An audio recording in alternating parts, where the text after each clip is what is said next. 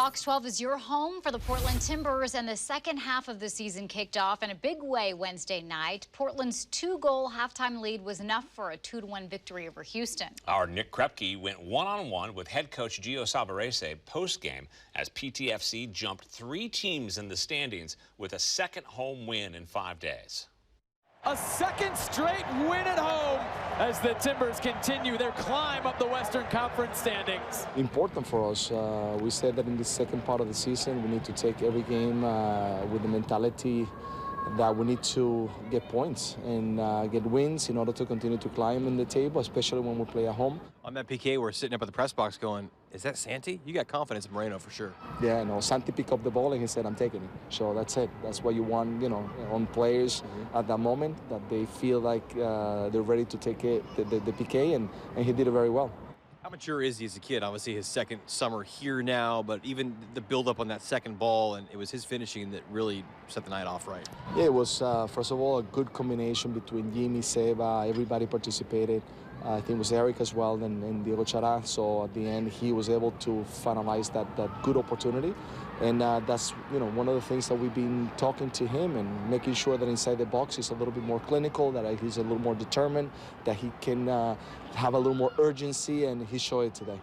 Boy, almost 7 months, if you can believe it, that we last saw Felipe Mora on this field, and he nearly had a header on that same end of the goal. But for him to come off the bench and see 30 minutes, that's just great for himself and for this club moving forward in the summer now. It was huge for us because he's been struggling. He's been very difficult for him, what he's going through. He's coming back. He's feeling a little bit better. We expected to play him more of 15 to 20 minutes.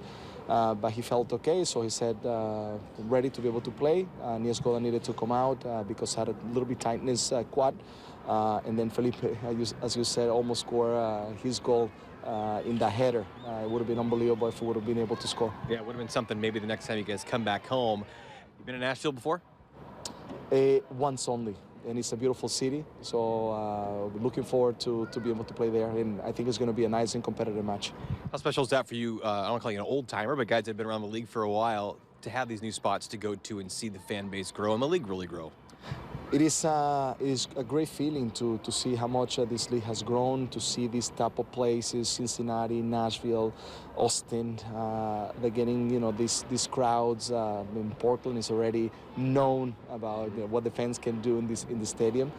So going to these places, I think, makes you feel proud of where the league is at, and makes you even dream more that it can continue to grow to a higher level.